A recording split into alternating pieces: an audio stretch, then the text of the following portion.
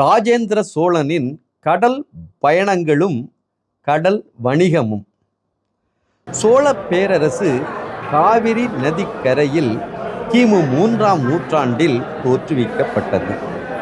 இதுதான் தென்னிந்தியாவில் நீண்டகாலம் ஆட்சி செய்த பேரரசு ஆகும். சோழ பேரரசை விரிவுபடுத்தி திறம்பட ஆட்சி செய்ததில் முதலாம் ராஜராஜ சோழனின் மகன் முதலாம் ராஜேந்திர சோழன் தன்னிகரற்றவர். மாமன்னன் ராஜேந்திர சோழன் தென்னிந்திய கடற்பகுதி முழுவதையும் சோழ பேரரசின் ஆதிக்கத்தின் கீழ் கொண்டு வர விரும்பினார். அண்டை நாடுகளை வெற்றி கொள்வதற்கு பெரிய கடற்படை அவசியம் என்பதையும், கடற்போர் மூலமே வெற்றி வாகை சூட முடியும் என்பதையும் அவர் உணர்ந்திருந்தார்.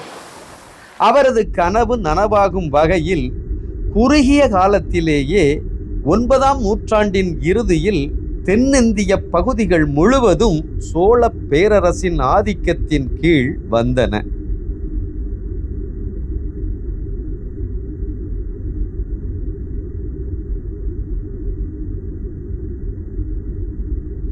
இதன் காரணமாக அப்போது கடல் வணிகத்தில் ஈடுபட்டிருந்த சீனா மற்றும் அரபு நாடுகள் சோழ பேரரசுடன் நல்லுறவை ஏற்படுத்தி கொண்டன. அப்போதுதான் ராஜேந்திர சோழன் கடல் வர்த்தகம் பற்றி சிந்திக்கத் தொடங்கினார்.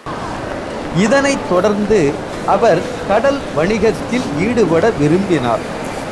இரும்பு, நறுமணப் பொருட்கள், சந்தன கட்டைகள், கற்பூரம், முத்துக்கள், ஜவுளிகள் போன்ற பொருட்களையும், குதிரைகள், யானைகள் போன்ற விலங்கினங்களையும் வியாபாரம் செய்ய தீர்மானித்து களத்தில் இறங்கினார். சோழ பேரரசின் வியாபார கப்பல்கள் இந்தோனேசியா வழியாக பயணத்தை தொடங்கின. அப்போது அந்த பகுதிகள் சோழ பேரரசின் எதிரியான ராஜா சங்கராமின் ஸ்ரீ விஜய பேரரசின் கட்டுப்பாட்டில் இருந்தன.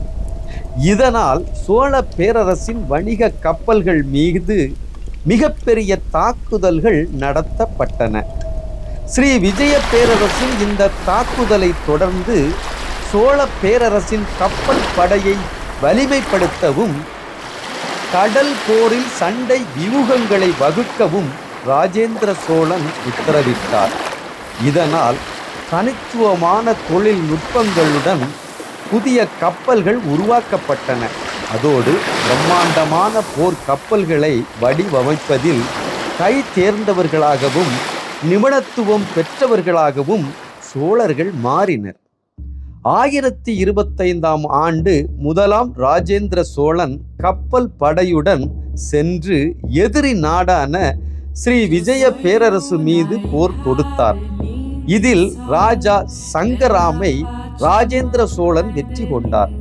அதோடு ஸ்ரீ விஜய பேரரசையும் சோழ பேரரசின் கீழ் கொண்டு வந்தார்.